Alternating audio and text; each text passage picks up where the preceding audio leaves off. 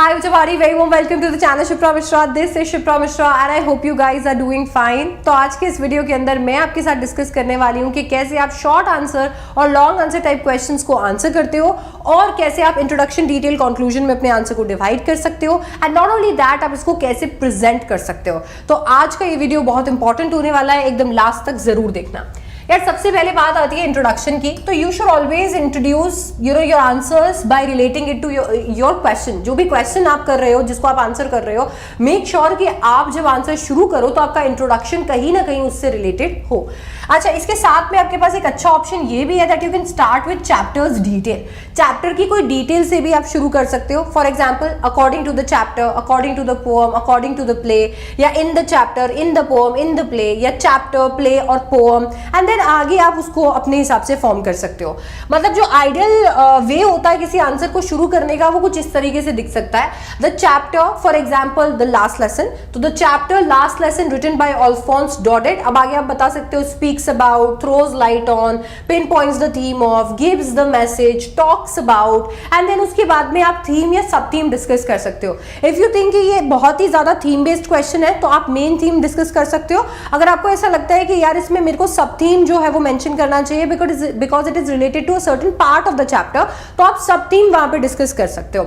अच्छा, अगर ये पोएम में है तो पोएम यूज कर लीजिए, प्ले में है तो प्ले यूज कर लीजिए, and you have so many options to start your answer. Now that you have started your answer, you have talked about the theme a bit, now you can definitely start writing the detail. Now detail is the most important part because यहीं से आपका actual answer शुरू होता है। तो सबसे पहले तो आपको ये चीज ध्यान रखनी चाहिए कि एक flow आपका जो है वो maintained हो, मतलब whatever that you are writing in detail should be aligned with introduction। ऐसा नहीं होना चाहिए कि introduction के अंदर मैम ने कहा था थीम लिखना है, सब थीम लिखना है, तो मैंने थीम या सब थीम लिख दिया और अब डिटेल कैरेक्टर के बारे में बात करिए। याद रखो कि अगर इंट्रोडक्शन के अंदर आपने सब थीम या फिर थीम लिखा है तो उसी से जुड़कर आपकी डिटेल धीरे धीरे बनने लगेगी। अगर आपको ऐसा लगता है कि यार मैं आगे चलकर सब थीम या थीम को ब्लेंड नहीं कर पाऊंगी डिटेल के अंदर, तो you can also talk about the characters, you can talk about the part of the chapter और part of the story in the introduction itself and then talk about it in detail. अच्छा, इसके साथ में now to of course make the flow between introduction, detail and conclusion, and in fact detail में भी several जो paragraphs होते हैं उसमें भी फ्लो मेंटेन करके रखने के लिए you can use conjunctions. Now conjunctions का एक पूरा लिस्ट आपको अपने पास तैयार रखना चाहिए ताकि आप वर्ड्स, फ्रेजेस और सेंटेंसेस को जोड़ने के लिए आपके पास कुछ वर्ड्स हो। आपका जो पूरा का पूरा आंसर है वो बिखरा बिखरा नहीं लगे। ये एक्चुअली बहुत सारे बच्चों के साथ होता है, this is actually a reason जिसकी वजह से आपके आधा एक नंबर इधर उधर कट जाता है। अच्छा, आपके आंसर के अंदर आपको इंस्टेंसेस डालने चाहिए, आपको फैक्ट्स डालने चाहिए। एग्जांपल के तौर पे आपका क्वेश्चन है journey to the end of the earth से। अब वहां पर एक फैक्ट दिया हुआ है कि भाई एक सुपर कॉन्टिनेंट एग्जिस्ट करता था जिसका नाम था गोंडवाना, और आज से 650 मिलियन साल पहले वो एग्जिस्ट करता था और 500 मिलियन साल तक वो बढ़िया थ्राइव करता रहा, फलता रहा, फूलता रहा, एंड देन उसके बाद में मैमल्स की एंट्री हुई, डायनासोर्स एक्सटिंक्ट होने लगे, एंड तब जाकर जो है कंट्रीज, या कह सकते हैं उस कॉन्टिनेंट के टुकड़े हुए और वो कंट्रीज में डिवाइड हुआ। ना ये जो है ये एक फैक्ट है। अब इसको आप भूल गए हो, आपको 650 मिलियन साल याद नहीं आ रहा या 500 मिलियन साल याद नहीं आ रहा, तो गड़बड़ है। क्योंकि अगर ये फैक्चुअल क्वेश्चन है तो इसमें फैक्ट की जरूरत पड़ेगी, एंड इवन इफ फैक्ट की जरूरत ना पड़े, आपको अगर फैक्ट के बारे में पता है प्लीज मेंशन इट, क्योंकि फैक्ट्स आपके आंसर के अंदर बहुत जान डालते हैं। तो you can use instances, facts, अपने कीवर्ड्स का इस्तेमाल करो। एग्जांपल के तौर पे टाइगर किंग का अगर आप कोई क्वेश्चन का आंसर कर रहे हो तो आपको पता है कि लास्ट के अंदर उन्होंने एक स्टेटमेंट बोला था, and the statement was the operation is successful, the tiger king is dead. Now ये जो कीवर्ड्स या की फ्रेजेस होते हैं जो डायरेक्टली आप कहां से उठाकर लेकर आते हो, आपके एनसीईआरटी से लेकर आते हो, ये बहुत अच्छा लगता है इससे आपका आंसर, और ये आपको बहुत अच्छे मार्क्स दिला सकता है बिकॉज टीचर भी रिलेट कर सकता है उनके साथ। तो बच्चे मुझसे जब ये पूछते हैं कि मुझे मेरे आंसर के अंदर बहुत फैंसी वर्ड्स यूज करने चाहिए क्या, बहुत हैवी वोकैबुलरी यूज करनी चाहिए क्या, तो मैं आपको यही समझाती हूँ कि ऐसा नहीं करना चाहिए। इंस्टेड आपको आपकी एनसीईआरटी का वोकैब यूज करना चाहिए, आपको आपकी एनसीईआरटी के फ्रेजेस यूज करने चाहिए। ना तो सिर्फ इससे आपके टीचर बहुत कनेक्टेड फील करते हैं, आपको कुछ एक्स्ट्रा याद नहीं करना पड़ता, आपके आंसर्स को भी एक शेप मिलती है और कम्युनिकेशन बैरियर नहीं आता। अब इमेजिन करो कि आप बहुत सारे डिफरेंट डिफिकल्ट वर्ड्स यूज कर रहे हो, यार देयर आर सर्टेन वर्ड्स जिसके बारे में किसी को नहीं पता होता, और अगर वो कम्युनिकेशन बैरियर आपके और आपके टीचर के बीच में आ गया तो नो मैटर आपने कितने भी वर्ड्स यूज किए, आपको नंबर तो मिलने से रहे।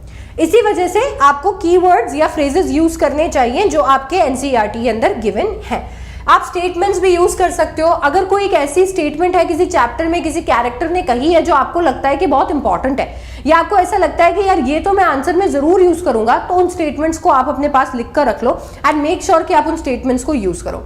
इसके साथ साथ में आपको ना टेक्सचुअल एविडेंसेस यूज करने चाहिए।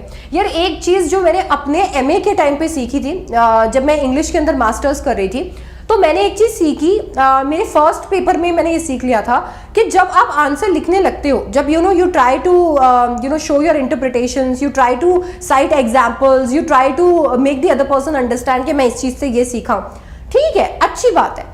बट अगर आप वहां पे टेक्सचुअल एविडेंस नहीं डाल रहे हो, पोएट ने ये कहा, पोएट ने ये पोएटिक डिवाइस का यूज किया, या फिर ऑथर ने ये पोएटिक डिवाइस का, लिटरेरी डिवाइस का यूज किया, ऑथर का ये नैरेटिव स्टाइल था, ऑथर का ये नैरेटिव स्टाइल इस स्टेटमेंट से दिखता है, ये कैरेक्टर जो है ये कैरेक्टर सैटारिकल मैनर में दिखाया गया है, उसका टेक्सचुअल एविडेंस ये है। जब तक आप ये शो नहीं करने लगते हो तब तक ये नहीं समझ में आता है कि आप कंप्लीटली अपने चैप्टर को या पोएम को जानते हो। तब तक ऐसा ही लगता है कि ठीक है आपने समरी पढ़ी थी, समरी के रट्टे लगाए और आप आ गए हो।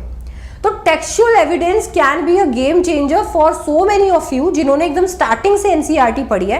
प्लीज अपने एनसीईआरटी के, आपने इतनी बार रीड किया, इतनी बार मेरे साथ क्लासेस में पढ़ा है, I have a tendency to repeat words and phrases written in NCERT, use those words and phrases, उनको यूज करो अपने आंसर्स में, make them act like textual evidences. Do not just put your interpretations out there in open without any evidences. आपने बस, आपका ये interpretation था कि नहीं वो तो हमारा जो किंग था वो किंग तो बहुत ही बेवकूफ था और उसने तो चैलेंज ले लिया था कि मैं तो 100 टाइगर्स को मारूंगा। Now put textual evidences to prove this. He called the chief astrologer. He showed him the dead carcass. उसने बोला कि ये देखो, ये रहा डेड बीस्ट, अब इसको देखो और इसको देखकर अब मुझे बताओ कि मुझे मैं कैसे टाइगर किंग से डरूंगा, मैं कैसे टाइगर से डरूंगा, मैं तो टाइगर किंग हूं, मैंने तो टाइगर को मार गिराया। And then he told him that ऐसे देखते देखते आप 99 टाइगर्स मार सकते हो, but you should be very of the 100th tiger. And that is when he decided that he will kill 100 tigers. So instead of not going on that road, he chose to go on that road and he killed 100 tigers. So that is how you can, always make your answers. You can create your answers using textual evidences. ये आपके answer को बहुत अच्छा shape देता है. And one thing which is underrated, but I've already spoken about it in textual evidences, you should also mention the poetic devices. अब बहुत सारे जगह पे तो पोएटिक डिवाइसेस आपसे पूछ लिए जाते हैं, एक्सट्रैक्ट बेस्ड क्वेश्चंस में पूछ लिया जाता है, कभी कभी शॉर्ट आंसर टाइप क्वेश्चन में भी कोई अगर बहुत ही प्रोमिनेंट पोएटिक डिवाइस होता है किसी पोएम में, किसी चैप्टर के अंदर, किसी चैप्टर के टाइटल के अंदर, तो पूछ लिया जाता है। बट अगर आगे से नहीं भी पूछा गया है, प्लीज आप आगे से लिखो।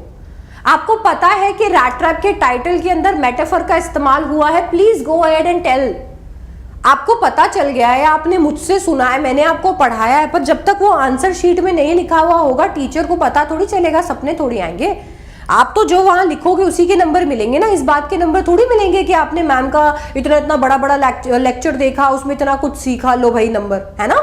तो आप पोएटिक डिवाइसेस, लिटरेरी डिवाइसेस भी अपने आंसर के अंदर डालने की कोशिश करो। इसके बाद में आता है आपका कंक्लूजन। कंक्लूजन में आपको सिंपली एक लाइन के अंदर सम अप करना होता है, therefore, hence, that is why, इस तरीके से यूज करके आप क्वेश्चन का कोई लीड वर्ड यूज कर सकते हो वापस से, या फिर अगर आपने ऊपर क्वेश्चन को यूज नहीं किया है तो लीड पूरा क्वेश्चन के साथ एंड कर सकते हो। अगर आप चाहो तो स्टोरी में इसके बाद क्या होता है वो चीज मेंशन कर सकते हो। अगर आप चाहो तो आप थीम के साथ एंड कर सकते हो, अगर आपने प्रॉपर थीम पहले नहीं समझाया था, या फिर अगर आपका जो भी पोएम है, आपका जो भी चैप्टर है, उसका लास्ट पैराग्राफ जो था, आप उस लास्ट पैराग्राफ के साथ अपने क्वेश्चन के आंसर को कनेक्ट करके एंड कर सकते हो। तो चलो अब बात करते हैं प्रेजेंटेशन के बारे में। सबसे पहले तो यार ये वर्ड लिमिट जो है ये बहुत इंपॉर्टेंट है। अब इसका मतलब ये नहीं है कि आप एक एक वर्ड जो है वो गिन के रखो। मैं आपको ये सजेस्ट करूंगी कि अभी किसी हॉरिजॉन्टल कॉपी में लगभग 150 वर्ड्स लिख के रखो, 50 वर्ड्स लिख के रखो, तो you will have an idea कि आपकी राइटिंग में कितने लाइन्स में, कितने पैराग्राफ्स में, कितने पेजेस में 150 वर्ड्स आते हैं या फिर 50 वर्ड्स आते हैं। एंड विद दैट आइडिया आप अपने आंसर्स फॉर्म करो। याद रखो कि बहुत ज्यादा क्रॉस नहीं कर सकते हो आप वर्ड लिमिट को अंडर एनी सर्कमस्टेंसेस। इसके साथ में टाइम मैनेजमेंट बहुत जरूरी है और इसीलिए क्वेश्चन जितने मार्क्स का है उसको इंटू 2 कर दो तो आपको टाइम निकल आएगा। फॉर एग्जांपल अगर 5 नंबर का क्वेश्चन है तो आपको उसमें 10 मिनट से ज्यादा नहीं लेने चाहिए। इसके साथ साथ में छोटे छोटे पैराग्राफ्स बनाओ, हर एक की आइडिया के बाद में पैराग्राफ को चेंज करो, इससे आपका आंसर बहुत अच्छा और पुट टुगेदर लगता है। Let me also tell you कि यार आप कभी भी इंग्लिश के आंसर पॉइंट्स में नहीं लिख सकते हो, तो आपको इसको पॉइंट्स में नहीं लिखना है, लिखना आपको पैराग्राफ में ही है। बट इफ यू थिंक कि यार मुझे अलग अलग चीजें मेंशन करनी थी, you can simply make short paragraphs and change your paragraphs accordingly. Leave 2 line between answers, अपने 2 आंसर्स के बीच में 2 लाइन छोड़ते हुए चलो, ताकि आपका एक आंसर दूसरे आंसर से सेग्रीगेट हो जाए। आपका जो मेन वाला क्वेश्चन है उसको हमेशा एक फ्रेश पेज से शुरू करो। फॉर एग्जांपल रीडिंग कॉम्प्रिहेंशन का question number 1 should start from fresh page, और उसके बाद में सारे के सारे क्वेश्चन आ जाएंगे। फिर रीडिंग कॉम्प्रिहेंशन का question number 2 should start from fresh page, and then उसके बाद में उसके सारे के सारे आंसर्स आ जाएंगे। Then question number 3 for notice, question number 4 for आपका this thing invitation, question number 5 for your letter. Everything should start from fresh page, ताकि से आपके पास में बाकी सारे पार्ट्स को अगर करेक्ट करना हो, कुछ एक्स्ट्रा ऐड करना हो, उसकी स्पेस हो। एंड सेग्रीगेटेड अगर आपके सेक्शंस रहेंगे, सेग्रीगेटेड हर एक सेक्शन का आपका क्वेश्चन रहेगा, तो it will also look very neat and clean, it will make your paper look very neat and clean. So that is also there. तो यार ये आपका आंसर राइटिंग के कुछ टिप्स एंड ट्रिक्स थे जो मेरे को आपके साथ में शेयर करने थे। I hope that you like the video and you learn something from it. कुछ आंसर्स बिल्कुल ट्राई करो और ट्राई करके देखो कि आपको आपके आंसर्स में कुछ बदलाव देखने को मिलता है क्या। एंड ऑल्सो अगर आपका कोई भी फीडबैक हो तो नीचे कॉमेंट सेक्शन में मेरे साथ शेयर करना। I would love to read your comments. Channel को फटाफट से सब्सक्राइब कर दो, वीडियो को लाइक कर दो और अपने फ्रेंड्स के साथ शेयर करना ना भूलना। I will see you in the next one.